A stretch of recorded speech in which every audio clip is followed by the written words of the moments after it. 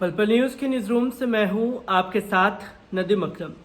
Barrister Asaduddin Owaisi राजनीति का एक ऐसा नाम जो तमाम राजनीतिक पार्टियों के लिए सिरदर्द बन गया है। सिरदर्द इसलिए क्योंकि जिस भी राज्य में बैरिस्टर असदुद्दीन ओवैसी चुनाव लड़ने जा रहे हैं वहां उन्हें जबरदस्त सफलता, लोगों का प्यार मिलता हुआ नजर आ रहा है, जो कि राजनीतिक पार्टियों को ना तो निगलते बन रहा है और ना ही उगलते बन रहा है।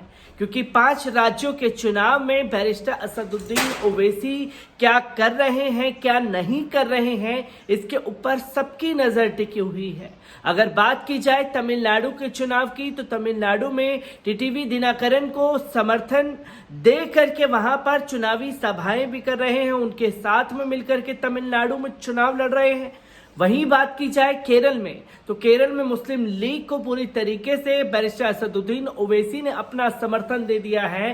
तो वहीं असम में अगर बात की जाए तो मौलाना बदरुद्दीन अजमल को गुपचुप तरीके से अपना समर्थन बैरिस्टर असदुद्दीन ओवैसी दे चुके हैं। और यही बात अगर की जाए पश्चिम बंगाल के चुनाव की, तो पश्चिम बंगाल में बैरिस्टर असदुद्दीन ओवैसी सुर्खियों में लगातार बने हुए हैं और मीडिया में कुछ ज्यादा ही चटकारे लेकर के इन खबरों को दिखाया, सुनाया और बताया जा रहा है। क्योंकि दिखाया ये जा रहा है कि देखिए, बंगाल में दीदी से डर गए बैरिस्टर असदुद्दीन ओवैसी। दीदी ने निकाल दी बैरिस्टर असदुद्दीन ओवैसी की हवा।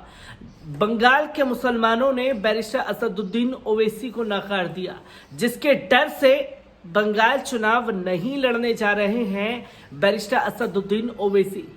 ये तमाम चीजें लोगों के पास पहुंचाई जा रही हैं, क्योंकि बैरिस्टर असदुद्दीन ओवैसी चुनाव लड़े तो दिक्कत, नहीं लड़े तो दिक्कत। अब राजनीतिक पार्टियों की नींद उड़ाने के लिए बैरिस्टर असदुद्दीन ओवैसी ने बंगाल चुनाव में एक बड़ा ऐलान कर दिया है, जिसकी वजह से अब फिर से बंगाल की राजनीति में खलबली मच गई है।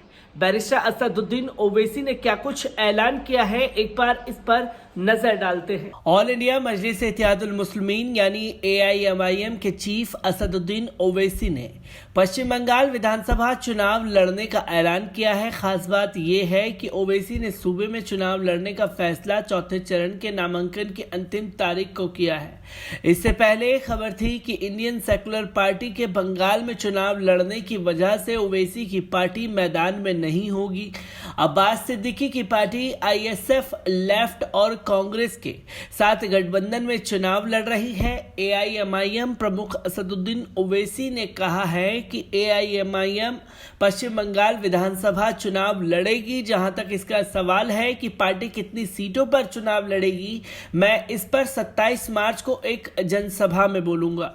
बता दें कि बीते कुछ महीनों में ओवैसी ने कई बार बंगाल का दौरा किया। ओवैसी के चुनाव लड़ने के फैसले के बाद अब कहा जाने लगा है कि AIMIM TMC की वोट में सेंध लगा सकती है। दरअसल बंगाल में मुस्लिम वोटर्स की संख्या लगभग 30% है और ऐसे में इनकी भूमिका अहम हो जाती है। गौरतलब है कि पश्चिम बंगाल में AIMIM संगठन में बड़ी भूमिका निभाने वाले जमीरुल हसन अब ओवैसी को छोड़कर खुद बंगाल में इंडियन नेशनल लीग का नया चैप्टर शुरू करने जा रहे हैं। इंडियन नेशनल लीग वही पार्टी है जो साल 1994 तक मुस्लिम लीग के साथ थी। ऐसे में ओवैसी की ओर से चुनाव लड़ने का ऐलान करना वाकई दिलचस्प बात है। देश की अनेक सेकुलर पार्टियों और मुसलमानों के अलग अलग समूहों की तरफ से ये आरोप लगाए जाते रहे हैं कि ओवैसी बीजेपी को फायदा पहुंचाने के लिए चुनाव मैदान में जाते हैं। अब इन सवालों के और ज्यादा उठाए जाने के कयास लगाए जा रहे हैं, क्योंकि ओवैसी ने ऐसे वक्त में चुनाव लड़ने का फैसला किया है जब सूबे में 4 चरणों का नामांकन अपनी समाप्ति की ओर है और बाकी चरण में मुस्लिम वोटरों की संख्या खासी बताई जाती है। ओवैसी पर आरोप है कि उनके चुनावी मैदान में होने से वोटों को ध्रुवीकरण बढ़ता है और जिसके नतीजे में बीजेपी को फायदा होता है। यूपी से बीजेपी के सांसद साक्षी महाराज भी इस तरह का बयान दे चुके हैं। आपको बता दें कि पहले चरण में पश्चिम बंगाल की 294 में से 30 सीटों पर 27 मार्च को वोट डाले जाएंगे। वहीं दूसरे चरण में 30 सीटों पर 1 अप्रैल को, तीसरे चरण में 31 सीटों पर और 6 अप्रैल को चौथे चरण में 44 सीटों पर, 10 अप्रैल को पांचवें चरण में 45 सीटों पर, 17 अप्रैल को छठे चरण में 43 सीटों पर, 22 अप्रैल को सातवें चरण में 36 सीटों पर और 26 अप्रैल को आठवें चरण में 35 सीटों पर और 29 अप्रैल को वोट डाले जाएंगे। नतीजों की घोषणा 2 मई को होगी। ब्यूरो रिपोर्ट, पल पल न्यूज। तो दोस्तों, आपने देखा कि बैरिस्टर असदुद्दीन ओवैसी ने साफ तौर पर यह कह दिया कि वो बंगाल में चुनाव लड़ने जा रहे हैं। 27 मार्च को इसका ऐलान कर देंगे। अब 27 मार्च में दिन ही कुछ रह गए हैं और ये भी सामने आ जाएगा, क्योंकि एक जनसभा को वहां समर्थित करने जाएंगे, जनसभा को संबोधन करेंगे, जनता के बीच में जाकर के इसका ऐलान करेंगे कि वो कितनी सीटों पर चुनाव लड़ने वाले हैं। 27 मार्च को बंगाल जाने का जो है पूरी तरीके से मन बैरिस्टर असदुद्दीन ओवैसी ने बना लिया है और उस मंच से कितनी सीटों पर चुनाव बंगाल में लड़ने वाले हैं बैरिस्टर असदुद्दीन ओवैसी, ये भी साफ हो जाएगा। और इन अटकलों पर भी अल्प विराम लग जाएगा कि दीदी से डर गए हैं बैरिस्टर असदुद्दीन ओवैसी।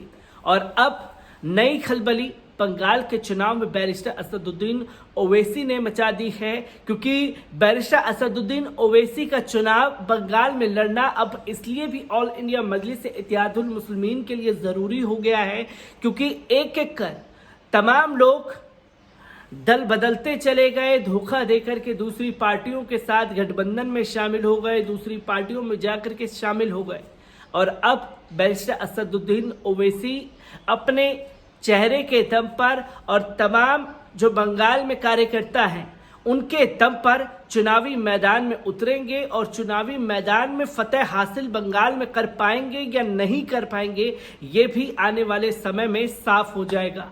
क्योंकि हमने महज 15 दिन की मेहनत में गुजरात फतह करते हुए ऑल इंडिया मजलिस इत्तेहादुल मुस्लिमीन को देखा है, जहां पर नगर निकाय चुनाव में 24 सीटें जीत करके अपनी जीत का परचम लहराया और तमाम राजनीतिक पार्टियों के मुंह पर एक करारा तमाचा जड़ दिया, जिससे ये साफ हो चुका है कि बैरिस्टर असदुद्दीन ओवैसी अब बंगाल में अगर लौट रहे हैं तो पूरे दमखम के साथ, और किस दमखम से चुनावी मैदान में उतर करके वोटरों को लुभाने में बैरिस्टर असदुद्दीन ओवैसी कामयाब होंगे, ये सबसे बड़ा सवाल खड़ा होता है।